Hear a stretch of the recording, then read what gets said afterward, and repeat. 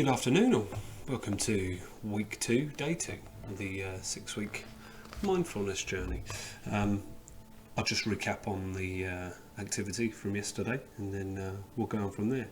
I'll recap on what the theme of the kind of first chapter was. It was talking about something called allowfulness, and the activity was called allowing yourself. And the author here is inviting us to explore what happens when, instead of looking to chisel, shape and change ourselves, we enjoy ourselves as we are in this instance. Close our eyes for a moment after reading the instructions. Take your attention to your breath. Feel the air coming and going. Feel how the body moves and changes with each in and out breath, and let each breath be exactly as long or short as it is. Allow the breath to come and go. Allow yourself to rest on it. Enjoy the feeling of coming and going.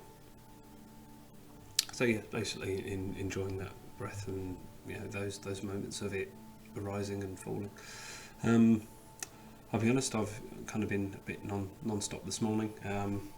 After my daughter has gone to school, just tidying up. She's not too messy, but a little bit of a tidy up. Hoovering, all the boring domestic stuff. I've become a bit of a domestic god, obviously. So just sorting it out this morning. Quite enjoying that, actually. So I suppose I was doing it fairly mindfully. Perhaps the washing up, as mundane as that is, was fairly enjoyable, because I was just kind of nowhere else to go currently, nothing else to do. So just enjoying that and tidying up, and then looking around and realising it's nice and clean and tidy. So anyway, we're on to day 2. As I said, this is called Peaceful Relationships, this one. And it's talking about here going from judgment to curiosity. When we practice allowfulness, we are moving from thought to experience. We also need to move from judgment to curiosity. Always keep that curiosity, I say. I mentioned it in the previous video.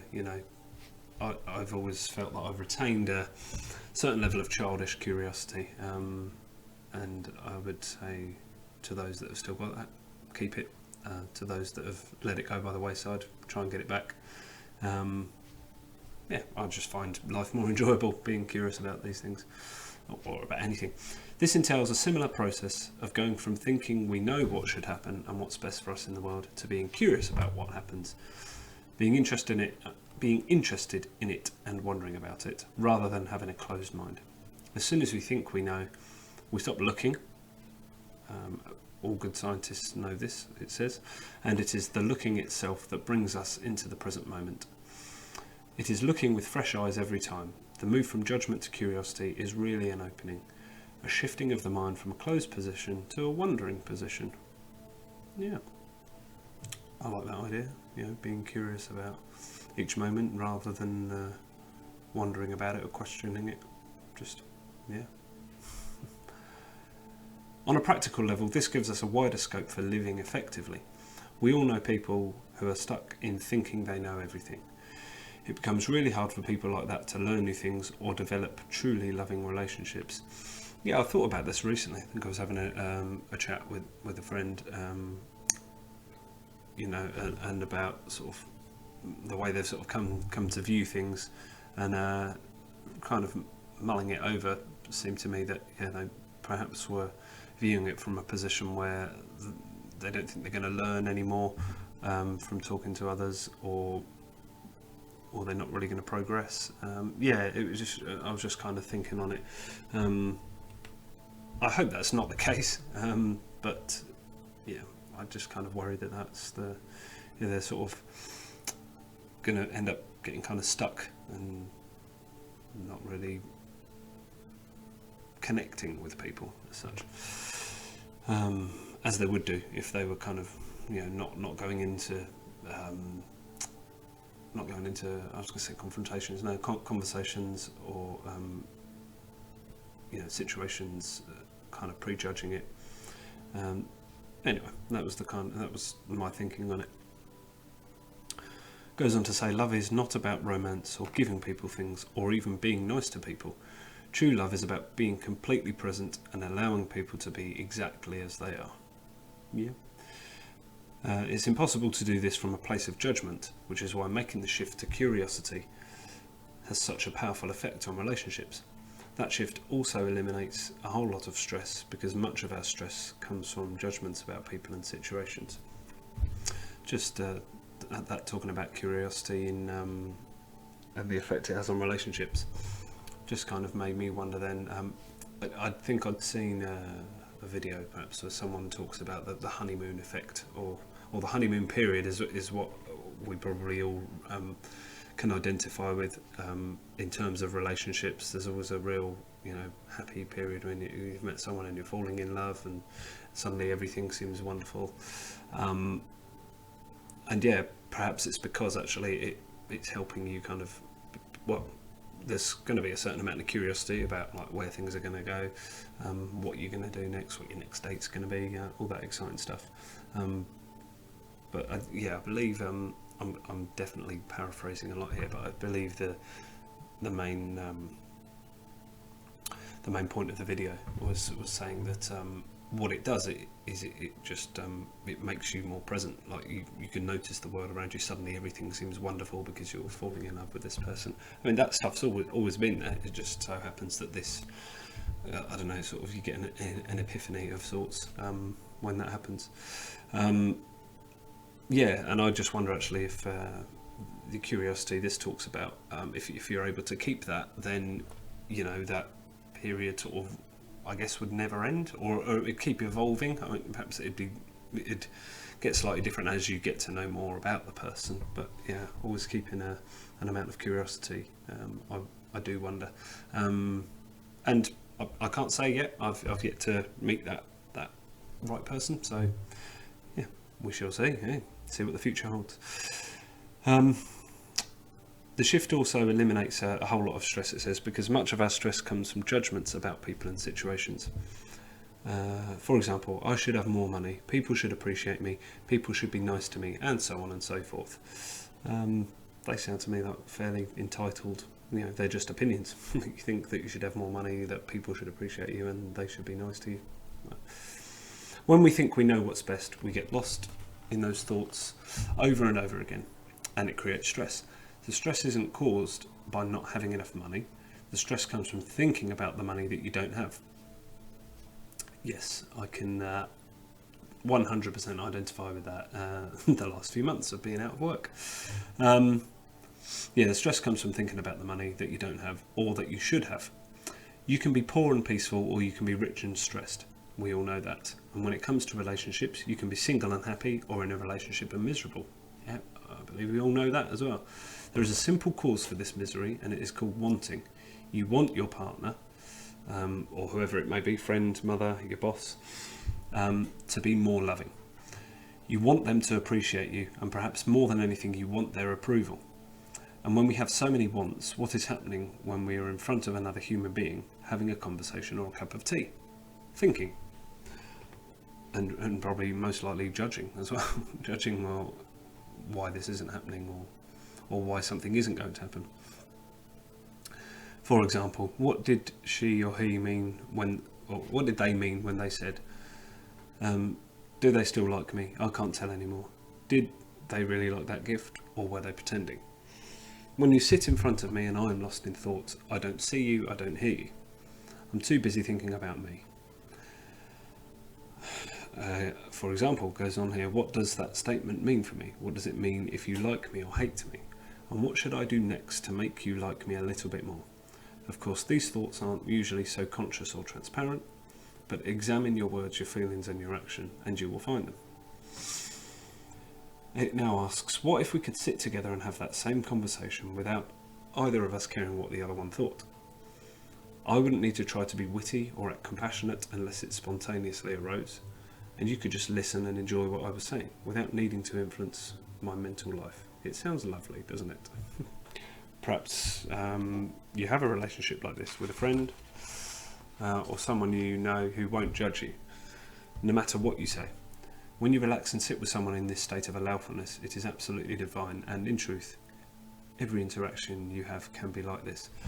And that makes me think of a close friend now I've known 20 years, and I certainly feel that that's our relationship. There's no judgment. There'll be honesty if we need to be honest with each other, honesty is a big one for me that I love, so that's great. And I believe someone being honest with you, well, it'll have one of two effects: either it will reinforce something that you already kind of knew, or actually it will make you sit up and pay attention and go, oh yeah, okay, that's that's correct, and then hopefully you can kind of move on and grow.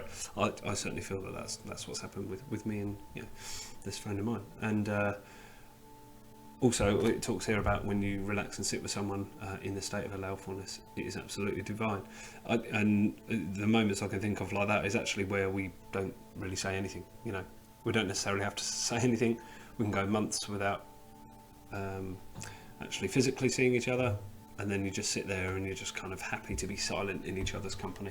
And I hope some of you, well, in fact all of you watching, can kind of have that, or at least find that.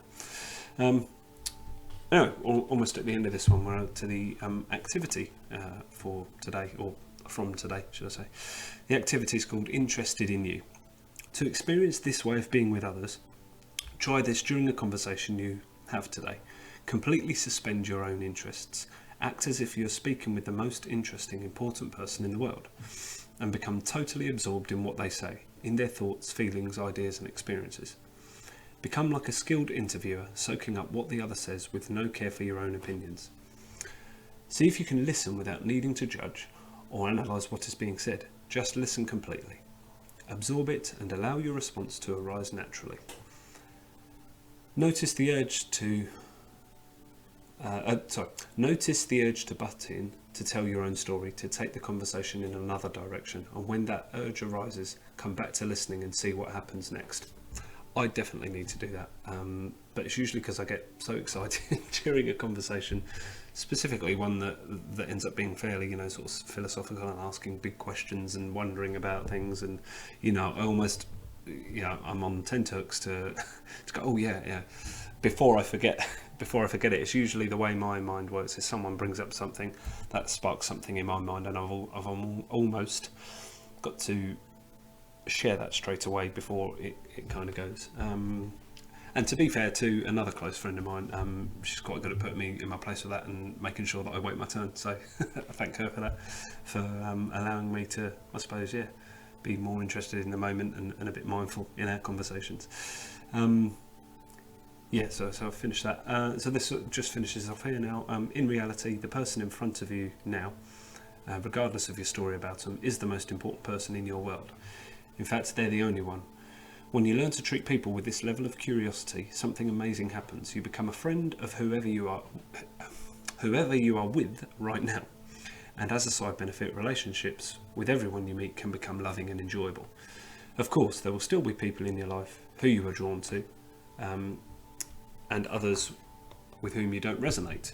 But in the moment of interaction, you can treat each person in the same way.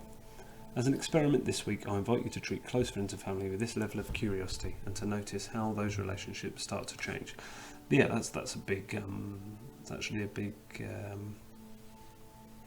challenge for me as well. I think I mentioned in sort of a few videos back that I could probably be more mindful in speaking to close family, and sort of peeling back some layers and seeing whether they're definitely okay or what's going on, and genuinely being curious about their life, their work, their other relationships. So that's the end of that one in there. I'm gonna finish again with a little something from the other little mindfulness book that I've got just here, so this is a oh, hang on.